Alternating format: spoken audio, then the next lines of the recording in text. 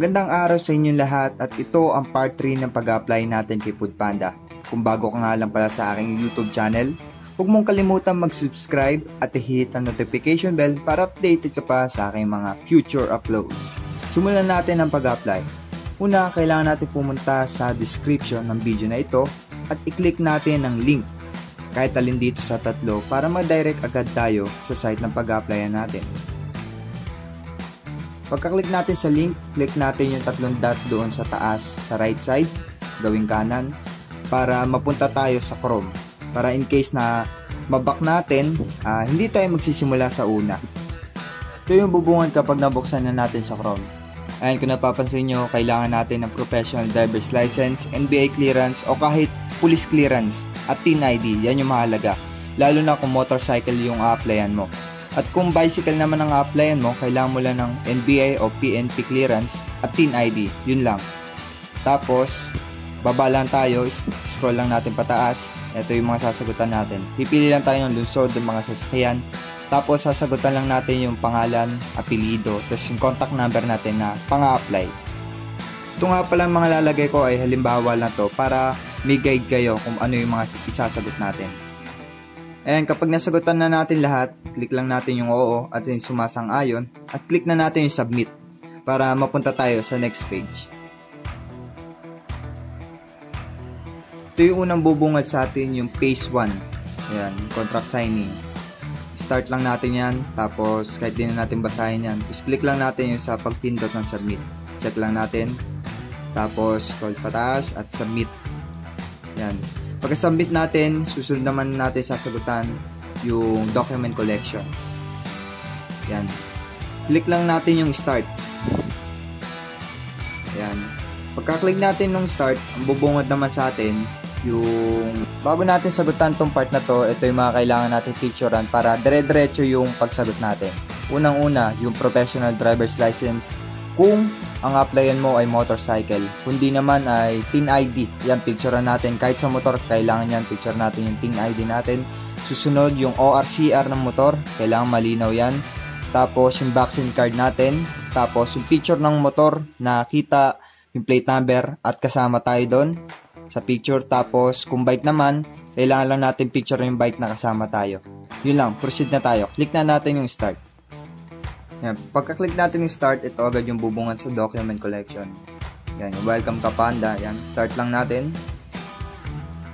Susunod, ayan, yung date of birth. Yung anong araw, anong taon tayong pinanganak. Yan, sagutan lang natin. Susunod yung gender, lalaki, babae. Sunod, civil status. Ang gaya ng una kong tinuro. Pares lang yan. Tapos yung complete current address. Yung kasalukuyan nating address. Mismong address natin ngayon, kung saan tayo nakatira ngayon. Tapos yung alternate phone number. Bawal yung dito SIM. Kahit anong SIM, basta wag lang dito SIM.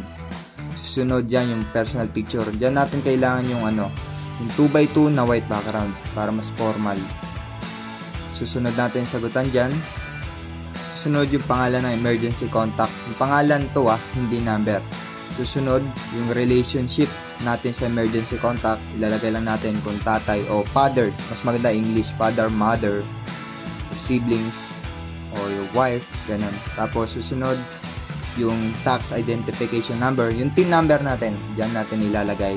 Susunod yung emergency contact number, dito natin ilalagay yung contact number nung nilagay natin sa emergency contact number, contact person. Yan. Susunod, ikaw ba rider o biker ng ibang delivery company, sagot lang natin kung oo o hindi. Yan. Susunod yung vehicle type na pag-a-apply natin, motorbike, bicycle. Yan. Sa motorbike, yan yung mga sasagutan natin, driver's license number. Yan. Tapos, kapag sa bike naman, ito yung mga sasagutan. Click lang natin yung bicycle. Yan, selfie with vehicle. Yan, kahit yung dito naman, selfie tayo sa bike natin. Kasama tayo. Tapos yung yan, yung vaccine card natin, kailangan natin picturean. Kasi i-attach din natin dun eh. Ayan, sa motorbike tayo. Yan, driver's license number, yan yung kailangan. Susunod, yung upload natin yung harapan ng driver's license natin. Professional professional driver's license. Susunod yung likod naman. Yan, i-attach lang natin dito. Yan, mas maganda na picturean nyo na lahat para dire-diretso yung pagsagot. susunod yung expiration date ng driver's license natin. Yan, lagay lang natin dyan. Tapos yung, ito naman, susunod yung ORCR. Ito yung example kung paano picture yung ORCR. Ayan. Tignan nyo na lang. Kailangan malinaw para walang problema kapag pinasa natin. Susunod, scroll lang natin pababa. Baba lang. Tapos dito natin sasagutan yung vehicle plate number. Kung ano yung plate number natin. Tatype lang natin dyan. Kung wala yung plate number, kahit yung yung number lang. Kung wala man, kahit yung temporary plate number natin, yung number lang. Yan. Tapos susunod, sagutan natin yung sa vaccine. Kung fully vaccinated na ba tayo, unvaccinated o partially vaccinated. Yan, tapos sagutan natin dyan. Tapos dyan natin i-upload yung vaccine card natin. Kailangan malinaw din. Tapos yun lang, nasagutan na natin lahat yun. Tapos kiklik lang natin yung oo. Tapos sunod dyan, click nyo lang din ulit, oo lang din dyan. Okay. Tapos click na natin yung start para sa susunod na step. Kapag na-click na natin yung start, ito naman yung susunod na step. Ayan, natapos na natin yung document collection. Ayan, ayun na pala, tapos na bali yun. Sa document collection lang tayo magtatagal kasi doon natin ipapasa yung mga requirements. Ayan, start lang natin yan sa phase 2. Tapos scroll lang natin pataas. Next. Tapos click lang natin yes. Tapos next ulit. Ayan. Pagka-click natin ng next, ayan, tapos na. Yun lang, ganun lang kasimple mag-apply. At ito lang, para sa mga nagkakaproblema, pagka-apply nila, yung asterisk, yung link na tinitextan nila ni Foodpanda, ang ganito ang gagawin nyo. Kailangan yung mag-email kay Foodpanda. At ito, tatype ko rin sa baba yung yung email nila para dun kayo magme-message. Using Gmail, dun kayo mag-ano sa kanya, kay Foodpanda. Tapos, kapag nanghihingi ng pera yung pinag-email nyo, scam yun. O kaya mas maganda makipag-chat. Mas maganda i-chat nyo ako or mag-comment kayo sa baba para matulungan ko kayo. Yun lang, ganun lang kasimple mag-apply at sana natutunan kayo. At kung meron man kayo hindi naintindihan, kayong mahiyang mag-comment at sasagutin ko yan. Yun lang.